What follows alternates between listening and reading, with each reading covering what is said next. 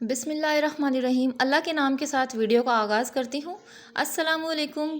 उम्मीद है कि आप सब बिल्कुल ठीक होंगे। तो आज की वीडियो का टॉपिक है कि कोई भी मुल्क दिवालिया कैसे हो सकता है।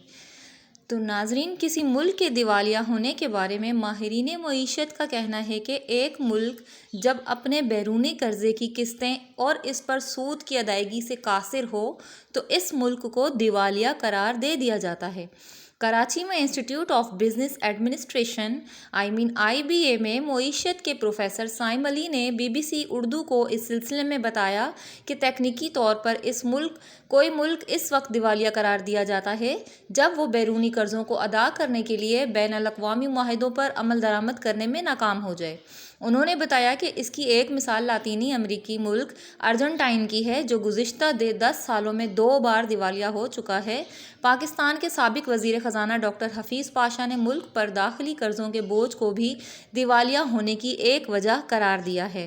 किसी मुल्क के लिए दाखिली कर्ज़े भी एक मसला होते हैं, ताहम इसकी बुनियाद पर मुल्क को बैनुल-अक़वामी सतह पर दिवालिया नहीं करार दिया जा सकता, क्योंकि अंदरूनी कर्ज़े की अदायगी के लिए मकामी करेंसी छाप कर उनकी अदायगी तो हो सकती है, लेकिन बैरूनी कर्ज़े की अदायगी के लिए आलमी करेंसी की ज़रूरत होती है, जैसे कि इस वक्त डॉलर को आलमी करेंसी का दर्जा हासिल है।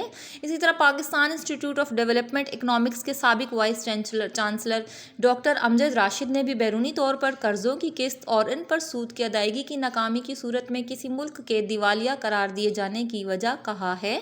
जब एक मुल्क कर्जा हासिल करता है ना, तो इसकी वापसी यकमुश्त नहीं की जाती, बल्कि किस्तों की सूरत में की जाती है और हर किस्त के साथ सूद भी दिया जाता है।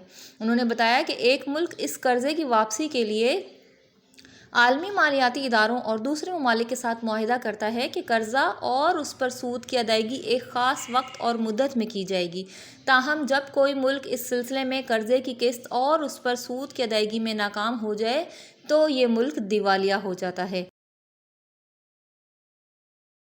आइए मैं अब आपको बताती हूँ कि दिवालिया होने की क्या क्या अलामात होती हैं। एक मुल्क दिवालिया किस तरह होता है और वो कौन सी अलामात होती हैं जिनके पेश नज़र एक मुल्क दिवालिया हो जाता है। तो एक मुल्क के दिवालिया होने से पहले जो अलामात ज़ाहिर होती हैं या जो वजूहात होती हैं उस मुल्क के दिवालिया होने की, उनमें सबसे बड़ी अलामत किसी मुल्क के पास ज़र मुबादला के ज़खायर और उनके मुकाबले में बैरूनी कर्ज़ों की कितनी किस्तें और उन पर सूद की कितनी अदायगी होती है। डॉक्टर अमजद रशीद ने इस सिलसिले में बताया कि जब मुल्क के जारी खातों यानी करंट अकाउंट का जो खसारा होता है वो बहुत ज़्यादा जब बढ़ जाए, मतलब उनका जो बजट है वो बहुत लो हो जाए और करेंसीज ज़्यादा हो जाए, तो ज़र मुबादला के ज़खायर तेज़ी से कम होंगे और उसके मुकाबले में बैरूनी कर्ज़े की किस्तें और उन पर सूद की अदायगी एक मसला बन जाए, तो ये ज़ाहिर करता है कि मुल्क दिवालिया होने वाला है। मतलब आपके एसेट्स कम रह जाएँ, आपकी लायबिलिटीज़ ज़्यादा हो जाएँ, तो आप लोग जो है दिवालिया की तरफ जा सकते हैं।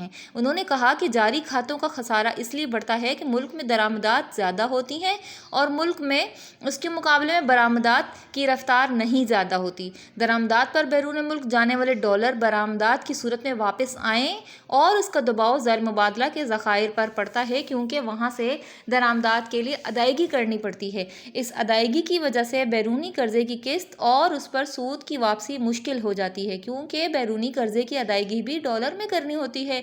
IBA के साइम अली ने इस बारे में बात करते हुए कहा कि किसी मुल्क के दिवालिया होने की तरफ बढ़ने की सबसे बड़ी निशानी इस मुल्क के पास ज़र मुबादला के ज़खायर की सूरत हाल होती है कि वो कितनी तेज़ी से कम हो रहे हैं। इनमें होने वाली कमी का असर बैरूनी अदायगी पर पड़ता है, क्योंकि कर्ज़े की वापसी डॉलर में करनी पड़ती है और अगर डॉलर के ज़खायर कम हो रहे हैं तो इसका मतलब है कि मुल्क के पास कर्ज़ की अदायगी की सकत कम हो रही है। उन्होंने कहा कि इसी तरह अगर तिजारती खसारा मुसलसल बढ़ रहा है और दरामदात पर तिजारत ज़्यादा डॉलर खर्च हो रहे हैं और बरामदात की सूरत में डॉलर कम आ रहे हैं, तो ये भी मुल्क के ज़खायर में कमी लाएंगे।